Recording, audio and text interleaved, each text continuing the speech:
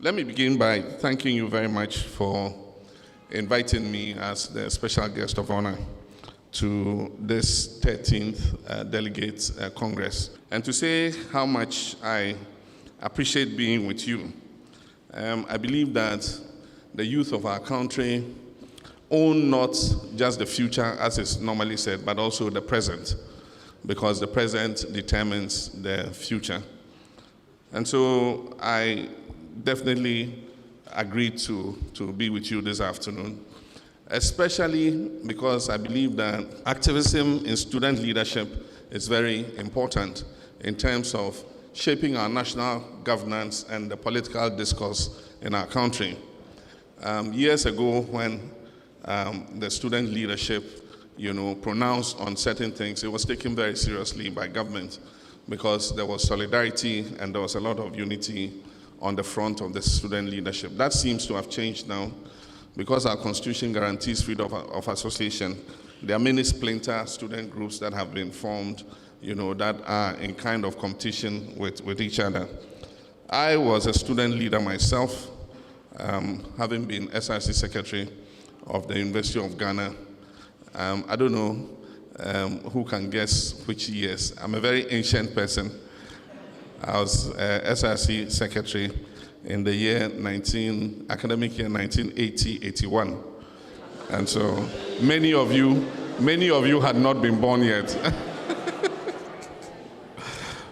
And so certainly when you extended your invitation, I accepted wholeheartedly. The student movements have contributed greatly to the progress of our country, including contributing to the drawing of the 1992 Constitution. They've taken an active part in the politics and democratic consolidation of this country. But I can remember particularly one incident or benefit that has come out of student activism, and that is the activism that was undertaken by the National Union of Ghana Students and the student movement in general, calling for specialized funding for our educational system. It resulted in a stakeholder consultation, which was held sometime when I was Minister of Communications. At the time, my former boss, who had been the Minister of Communications, had been transferred to the Ministry of Education, Honorable Ekospi Gabra. And he presided over this consultative forum, which eventually led to the creation of what we currently call the GET Fund.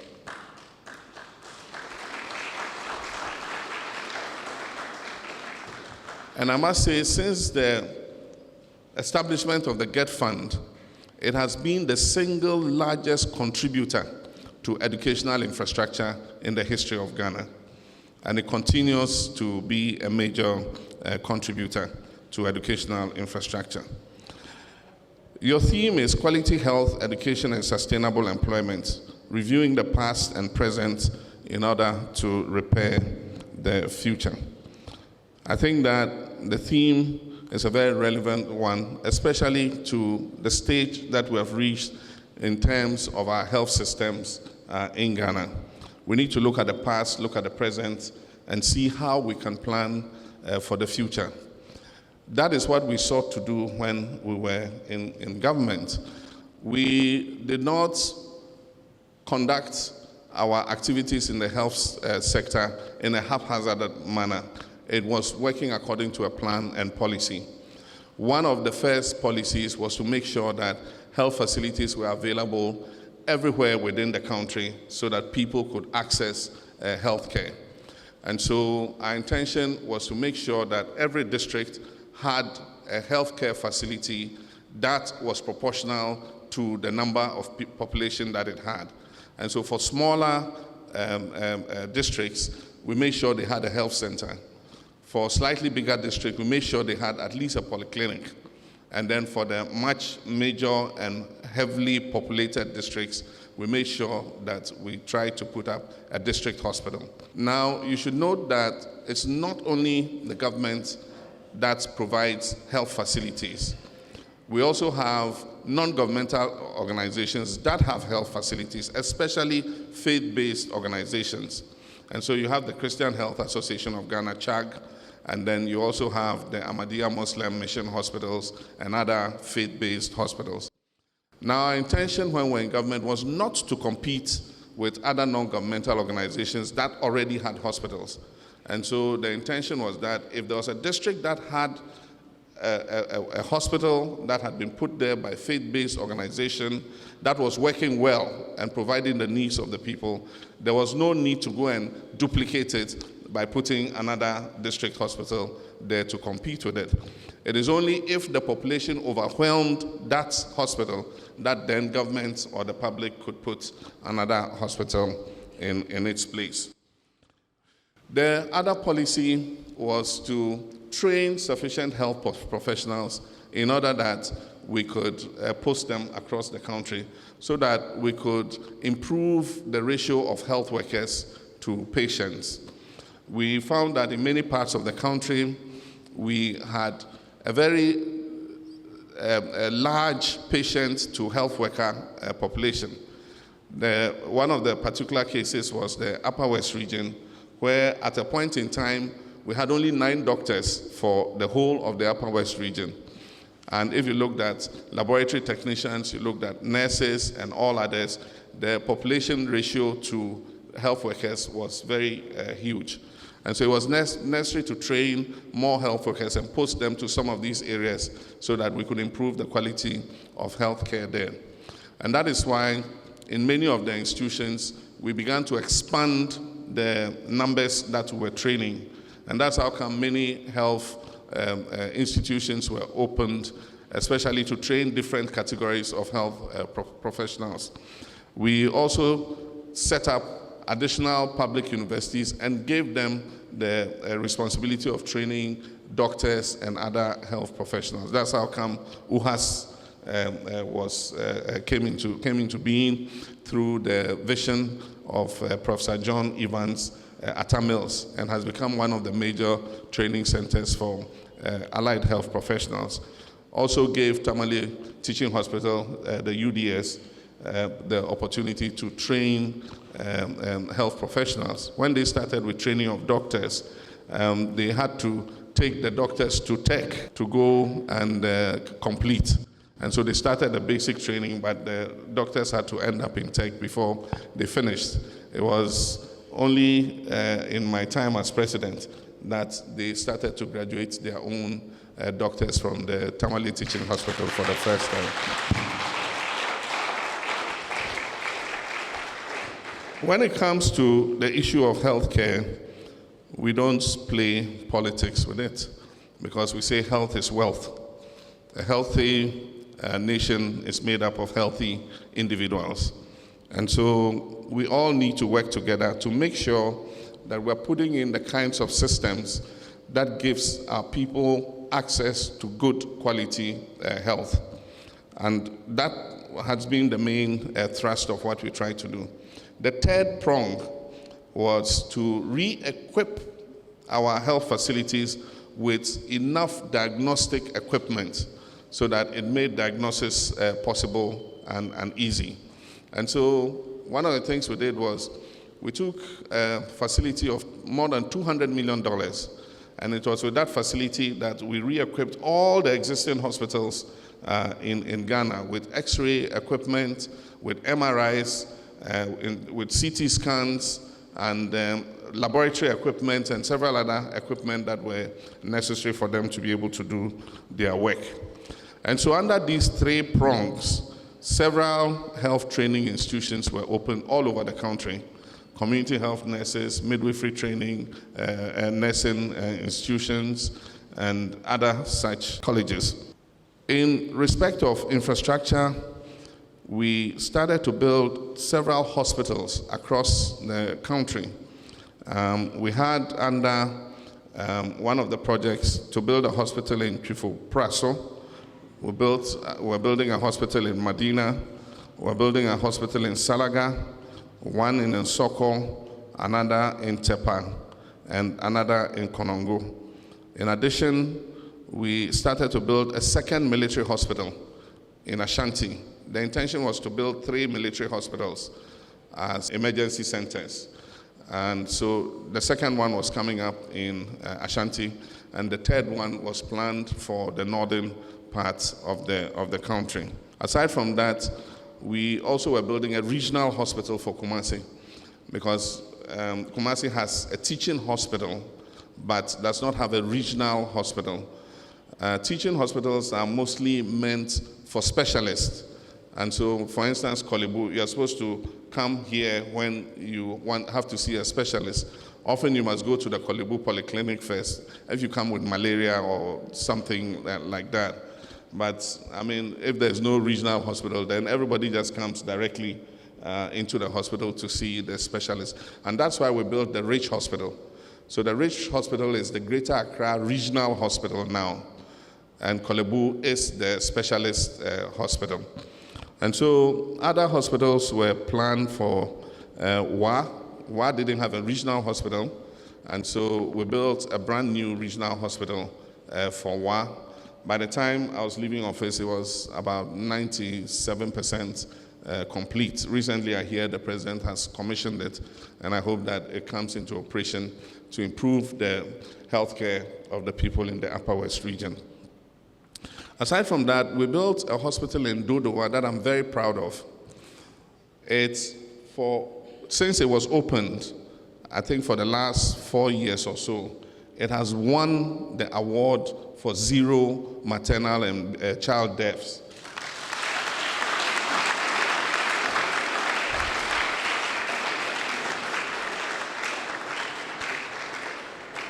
And the people who used to be in that area, Dodowa, Shai, Osudoku area, used to come to Accra for basic medical treatment or go to Akosombo. Today, because of this hospital, it has reduced the travel of people from that area coming into Accra looking for medical health, because they have a first-class hospital that has all the equipment there to be able to provide them the kind of quality health care that they need.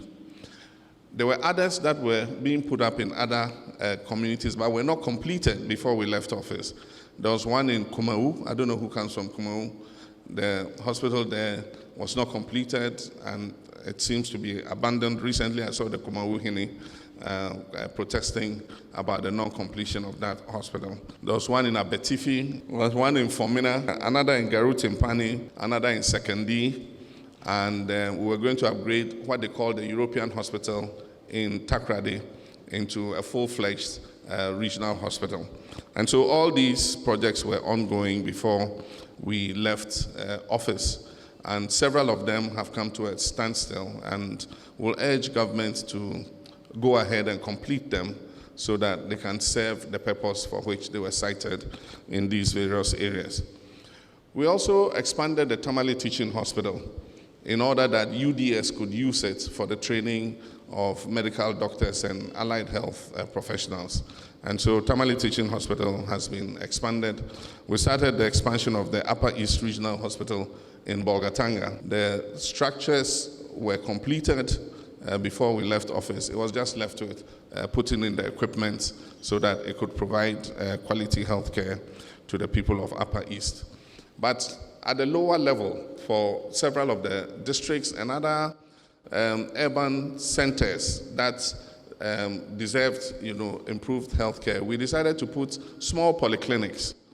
And so the northern region got 5 polyclinics. The Upper East region got 5 polyclinics.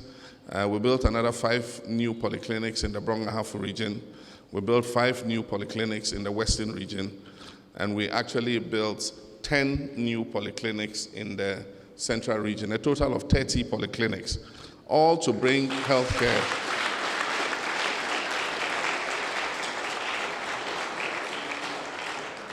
All these were meant to bring health care closer to the doorsteps of the people. There were also hospitals for which we received funding but did not start work before we left. And I hope that this government will continue from where we left off. For Buipe, there was supposed to be a hospital there, and then another one, a polyclinic in Bamboy, in Bole, where my holy village, in Yendi, Somanya, and for those who come from Volta region, it's called Huerta. not Huerta, Huerta. And so all facilities were planned in all these places. We also built CHIPS compounds. And in the 8 years of Professor Mills's administration and mine, by the time we left office, we had built almost 1,600 CHIPS compounds across the country. But there are 3 other facilities I want to talk about. I'll talk about the first 2. What we realized was government alone could not, provide enough health facilities to cater for all the health needs. And so aside from encouraging the missions and faith-based organizations to open hospitals, we also called on parastatals, government parastatals that had the wherewithal to be able to build hospitals to also come in. And so that's how come we persuaded Ghana Ports and Harbors Authority, GAPOHA, to build what we now call the Maritime Hospital in Tema. And that is a modern hospital that is serving the port community and the people of Tema. Indeed, that hospital has a helipad. And so in event of evacuations from the sea, either rescue or something, if it's a case of emergency, if a helicopter is involved, it can come and land directly in front of the hospital and evacuate the patient into the accident and emergency center. There's one hospital, indeed there are 2, but I'll talk about this one first. That is completed and ready to go. I don't know the reason why it hasn't been opened yet. And that hospital belongs to the Bank of Ghana. We convinced the Bank of Ghana to also invest in building a hospital in order to increase the number of beds available in the Accra area. And that hospital is completed, but it has not been operationalized yet. I don't know for what reasons, but we will encourage the Bank of Ghana to operationalize that hospital. It can improve access to healthcare, both for the general public and especially persons in the financial sector. For instance, we have the SNIT hospital that is providing, service to the general public. We have the Cocoa Clinic in Kaneshie that is also providing health services. So it's possible for government institutions, to invest in these health facilities so that it will not only provide access to more quality care, but also provide employment for nurses and other health professionals who are leaving school. Last one is, of course, one that all of you will be familiar with, and is the University of Ghana Medical Center. This hospital is a center of excellence. And the reason that was behind building this hospital was both to provide quality health care to Ghanaians, so that Ghanaians who had to travel to South Africa and to India and other places to receive specialized care could find that same standard of care here in Ghana. But it was also supposed to serve not only Ghana, but the entire West African sub-region, so that people who wanted open heart operations, people who had to do neurosurgery and other such specialized, services from Burkina Faso, from Cote d'Ivoire and other places will come to the University of Ghana Medical Center and undertake these, so that it will bring in income into our country. The center was said to have been operational, but it's not fully operational. I hear that it's just the OPD that is working with a few doctors and a few nurses. But all these investments that we made were meant to add an additional 6,000 hospital beds to our stock. And that meant that if we're adding 6,000 new hospital beds, then it created more room for employment of health professionals. Because I believe that we must create more vacancies and more opportunities so that we can absorb our health professionals as they come out of training school. So it's my hope that the government will continue and complete these so that we can find work for our young brothers and sisters who are training in these specialized professions. We also, like I said, installed equipment so that we could improve diagnosis all across the country. And so the Kolebu Hospital was one of the major beneficiaries of this project. Tamale Teaching Hospital, all the major hospitals benefited from this. There is room for the use of more technology in order that we can improve the quality of healthcare. We've all heard about telemedicine. We talk about it every day, but we have not used it sufficiently, to be able to improve healthcare in our health system. And so it's something that NASAC should take a look at and continue advocacy to improve the use of telemedicine. Because you have remote health facilities where you have a young nurse, newly recruited, posted to a CHIPS compound, and if there were a means by which she could be in touch with the doctors and others in the district hospital, then it makes it possible for her to give some better services in that remote facility than if she was completely out of touch.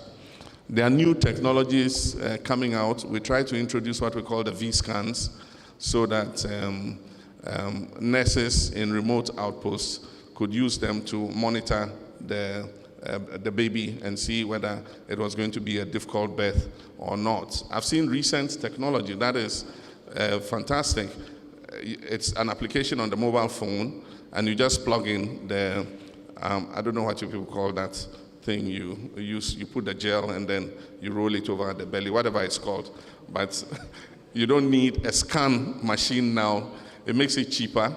If you have your mobile phone and you have the app, and you plug in the roller or whatever it is, and then you apply the gel, you can use your mobile phone and see how the baby is doing. We need to apply all these new technologies so that we can improve healthcare.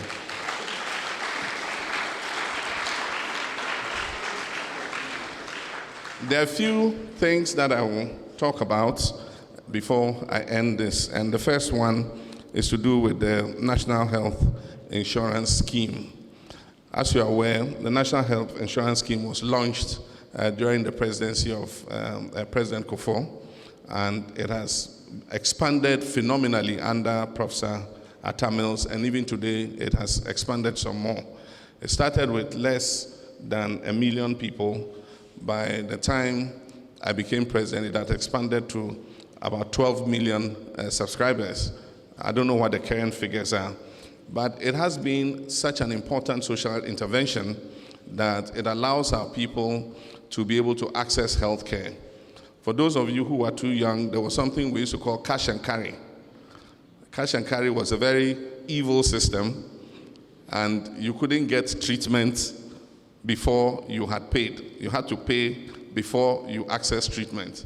And so a lot of people died because they could not raise the money to pay for the health services that they were being given. And so the National Health Insurance came to resolve that problem. And so once you had a card and you had paid your premium, then you were given the care, and the health insurance authority refunded the amounts used to treat you to the facility. Unfortunately, over the years, because of the expansion in the subscriber numbers, it has made the sources of funding inadequate to be able to adequately cater for the number of people who are using the health insurance. And so we started to think about what ways we can expand the income coming into the health insurance so that it can continue to provide quality care to our people. In our time, we had recommended that we're going to take 10% of the annual budget funding amounts from the oil revenues. We have what we call ABFA. It's called the annual budget funding amount, which constitutes 70% of the total receipts Ghana makes from oil revenues. And we said that if we added 10% of that to the NHIS, it will improve the access to money so that we could give quality care. Unfortunately, this government has introduced something they call the Capping and Realignment Act. And what that does is, it says that all statutory funds and other funds should not exceed a certain percentage of the total budget. And so if they do the calculation in the budget and realize that the funds, the amount of money accruing to the funds exceeds that percentage, then the funds are capped and the extra money is taken from the funds and put back into the budget. And so because of capping and realignment, National Health Insurance Authority loses some of the money that is supposed to go into the health insurance fund. Aside from that, additional monies are taken out of the fund to pay trainee allowances, and then additional monies are taken out of the fund for what they call the essential drugs list or something like that. And so by the time all these monies have been taken out, the amount of money left to pay claims at the facility level becomes a major problem. I have said before that government should exempt the National Health Insurance Scheme from the capping and realignment so that we can have enough money in there to be able to cater for the subscribers to the health insurance.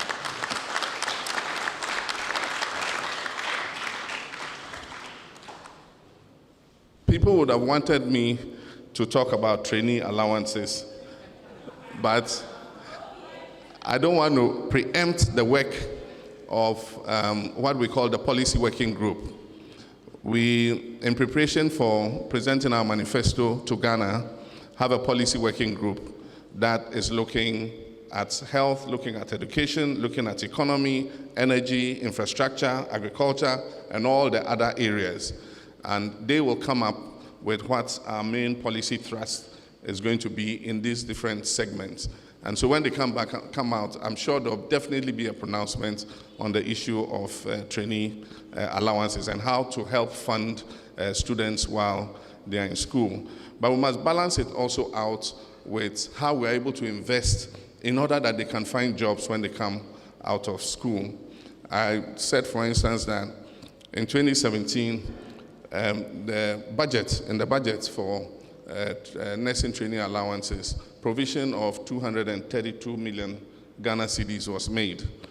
Now, if you divide 232 million by 12 months, you get about 19.3 million Ghana cedis per month.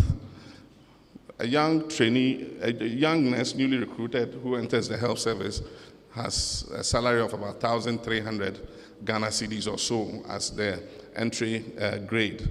And so if you divide that by 19.33, then it means that every year you can employ 14,000 young nurses. And so we need to look and see how we balance out, make sure that we're able to continue to help these trainees fund their education, but at the same time also make sure that we save money in order to let them get employment when they come out. And that's why I said it's both the investments in health facilities to create the vacancies that can absorb them, but also innovative ways in which we can increase the revenue so that we can employ more of these nurses. There have been suggestions to deploy nurses abroad and others, but it still does not absolve the fact that we still have a need for employing nurses within our own country because there are many areas where they don't have access to nursing care. And if you have not completely certified your own home market, how do you send nurses that you have trained elsewhere? It's only when you have achieved saturation in your market, then you can begin to export them to other places. My final point will be to encourage you. You are very critical to our health, and there's no human being on this earth, or I would say in Ghana, who has not at one time or the other required your services. And I know they teach you in school that it is not just proficiency in the profession that you are specializing in, but it is also your handling of the patient that leads to complete health care. And so service with a smile is something that your lecturers will always tell you, that if just one smile to the patient makes them feel that they are cured already. And so don't take your frustrations from home to the laboratory or to the wards and take it out on your patients. Yeah? If you have any problem at home with your spouse or something, leave it at home when you go to work. And make sure that you have a smile, to help speed up, the recovery of the patients that you deal with. But I want to wish you well in your training, and to also wish that we will continue to do the things that we do in order to create better opportunities for you when you come out. And so on that note, it is my pleasure to declare the 13th Residential Annual Delegates Conference of NASAC duly launched. Thank you very much. God richly bless you.